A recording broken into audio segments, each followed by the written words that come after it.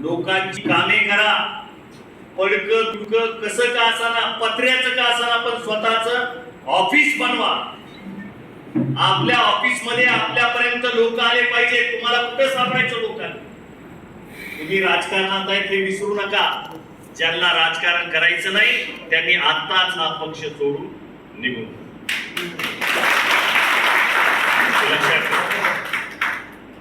जाता जाता एवढंच सांगेल की बीड मतदारसंघामध्ये आपण बजरंग सोनवणे उमेदवार होते, त्यांना निवडून आणलं.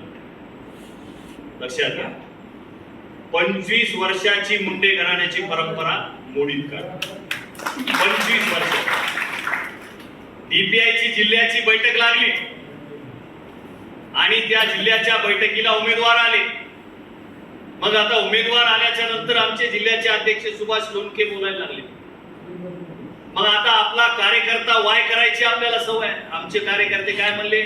तुम्हाला निवडून देऊ, तुम्हाला निवडून देऊ, पण डीपीटीसी वर आमचा सदस्य पाहिजे.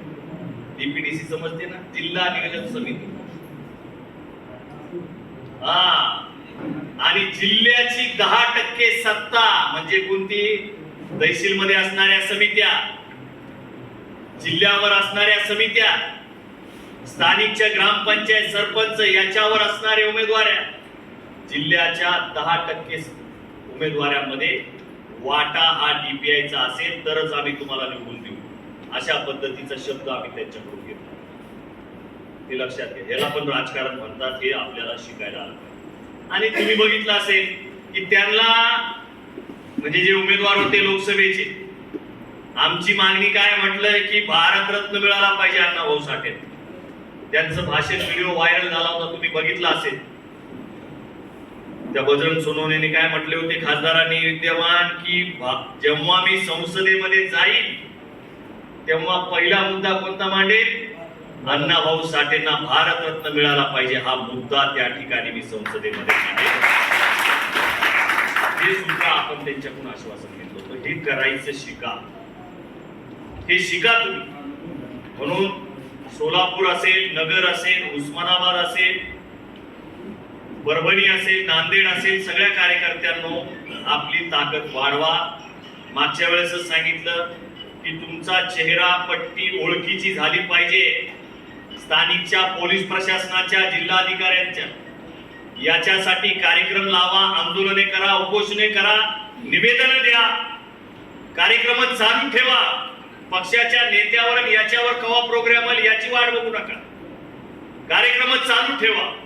सर्कल जेवढे ते सर्कल प्रमुख नेमा. आपल्याला जिल्हा परिषदला आपले कार्यकर्ते उभे करायचे, पंचायत समितीला उभे करायचे. याच्यासाठी आपले जिल्हा परिषदचे सर्कल बांधणी करा. या सर्वांना या ठिकाणी आव्हान करत आहे. आता जाता जाता एवढंच सांगेल की आपल्याला मी ज्या पद्धतीने सांगितलं की एक राज्यव्यापी कार्यक्रम आपण आयोजित करणार आहे, त्याची तो या ठिकाणी घोषित होणार आहे.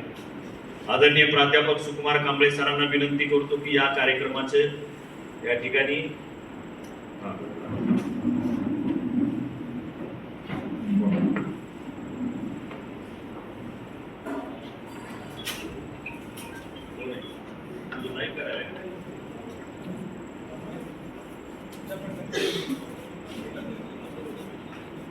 तर हा राज्यव्यापी कार्यक्रम आपण महाराष्ट्रामध्ये आज 7 जुलैच्या दिवशी लॉन्च करत आहोत. सर्वांनी याचं टाळ्या वाजवून या ठिकाणी स्वागत करायचं.